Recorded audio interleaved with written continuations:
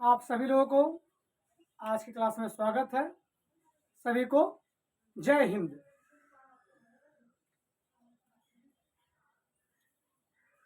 तो आज सामान्य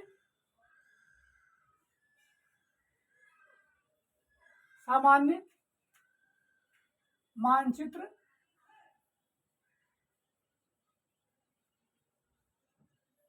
जानकारी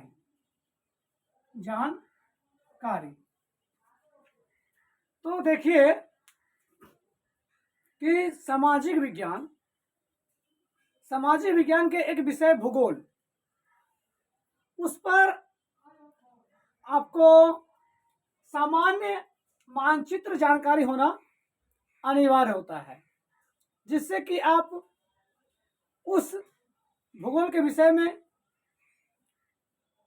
देश, महादेश, पर्वत, पठार, नदी, झील सभी का अध्ययन करने में आपको आसानी होगी, जो आप सरलता से सीखते जाएंगे। तो मैं आज आपको सामान्य मानचित्र जानकारी बताने जा रहा हूं। देखिए, दुनिया के किसी भी मानचित्र को आप अगर लें तो उस पे मुख्य रूप से 4-5 चीज आपको ध्यान में रखना है। जैसे कि मान ले एक मानचित्र लिए आप, ये एक मानचित्र लिए,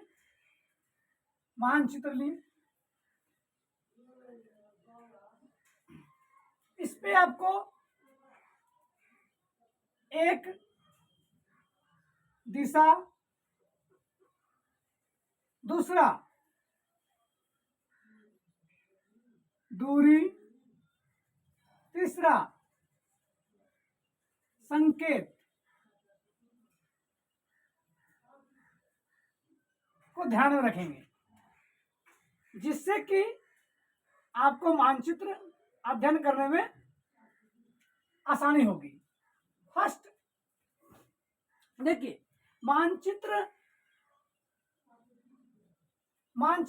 के किसी भी चित्र का विस्तृत रूप, किसी भी चित्र का विस्तृत अध्ययन, वही हमारा मानचित्र होता है। तो इस क्षेत्र में एक मानचित्र लिए गए आप,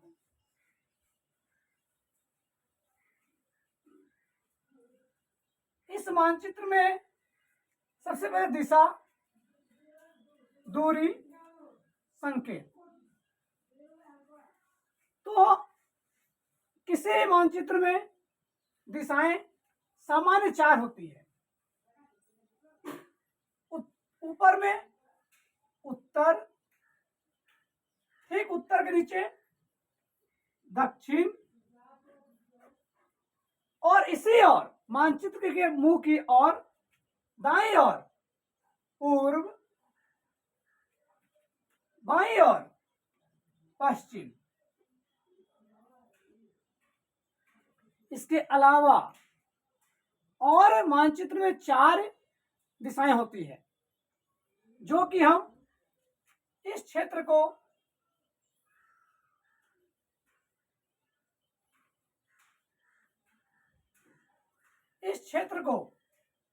उत्तरी, पूर्वी,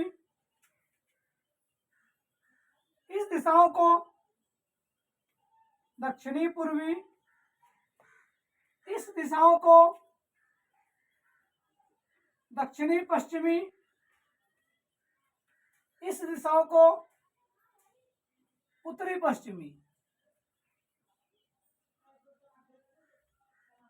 तो आप क्या जाने कि सामान्य दिशाएं 4 होती हैं, पर आप मानचित्र में 4 के अलावा 4 और दिशाओं का ध्यान में रखेंगे। ये कुल 8 दिशाएं हो जाएगी: पूरब, पश्चिम, उत्तर, दक्षिण। ये हमेशा याद रखेंगे कि उत्तर मानचित्र में हमेशा ऊपर की ओर होती है, दुनिया के किसी भी मानचित्र में उत्तर आपको हमेशा ऊपर की ओर रहेगी। किसी भी तरह के मानचित्र, किताब, मानचित्र पढ़ने देखेंगे तो आपको उस पे इस तरह ऊ लिख कर और ये इस प्रकार तीर दे देता है, या ये ऐसे देकर आपको एन लिख देगा, मतलब एन फॉर नॉर्थ। मतलब किसी भी मानचित्र में उत्तर हमेशा ऊपर के होता है, ये हमेशा ध्यान रखेंगे। इससे आपको काफी आसानी होगी और दिशाओं को जानने के लिए। ये 4 हो गए। 4 के अलावा और क्या हुआ? उत्तर पश्चिमी, सॉरी, उत्तर पूर्वी, उत्तर पश्चिमी, दक्षिणी पश्चिमी, दक्षिणी पूर्वी। ठीक है, एक हो गया पहला दिशा। दूसरा दूरी, दूसरा दूरी ध्यान में रखेंगे। मान लें हमारा देश भारत,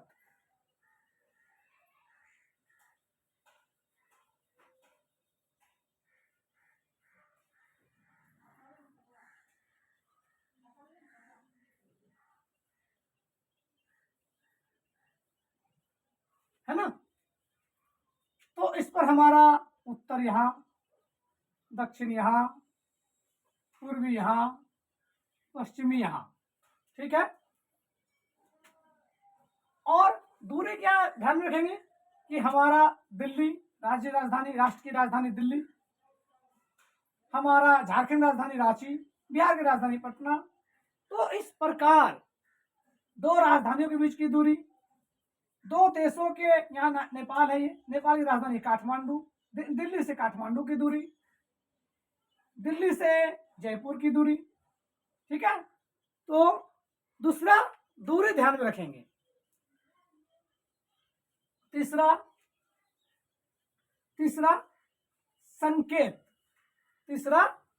संकेत, हर एक मानचित्र में दिशाओं को ध्यान में, दूसरा दूरी को ध्यान में, तीसरा संकेत, मतलब कि झीलों का संकेत इस तरह रहेगा, आप समझ जाएंगे झील है। नदी का संकेत इस तरह रहेगा तो समझ जाएंगे आप नदी है।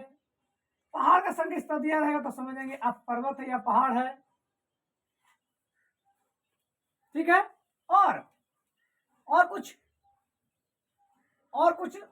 जैसे कि कुछ सागर का संकेत।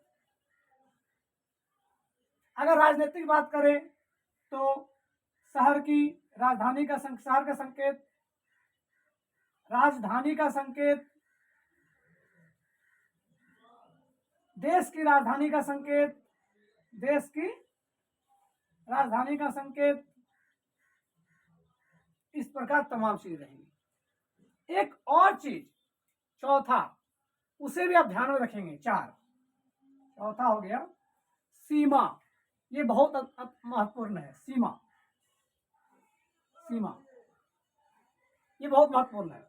4 चीज ध्यान में रखेंगे, 3 चलिए 4 चीज ध्यान में रखेंगे। दिशा, दूरी, संकेत और सीमा, 4 चीज ध्यान में रखेंगे। तो सीमा किस पर? सीमा की अगर आप पहले जब भी बात करें तो सामान्य उदाहरण में से समझें। जैसे हमारा देश भारत, तो भारत से सीमा अगर उत्तरी सीमा लें तो नेपाल से, दक्षिण लेंगे तो श्रीलंका से, पूर्वी लें तो म्यांमार से, उत्तरी पश्चिमी लें तो पाकिस्तान से, उत्तर में लें तो चीन से। ठीक है, ये हमारी सीमाएं, स्थल सीमा, देश की सीमा। अगर हम जल राशि की बात करें तो हमारा अरब सागर से सीमाएं, बंगाल की खाड़ी से सीमाएं, नीचे हिंद महासागर से सीमाएं। ठीक है, इत्यादि। ये आपको इतना बात ध्यान में रखना होगा किसी भी मानचित्र में। अब आगे, और मानचित्र की अगर बात करें तो मानचित्र 3 तरह होते हैं। मानचित्र 3 तरह होते हैं। मानचित्र 3 तरह होते हैं। मानचित्र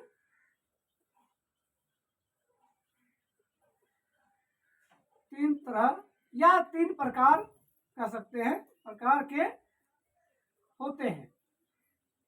3 प्रकार के होते हैं। प्रथम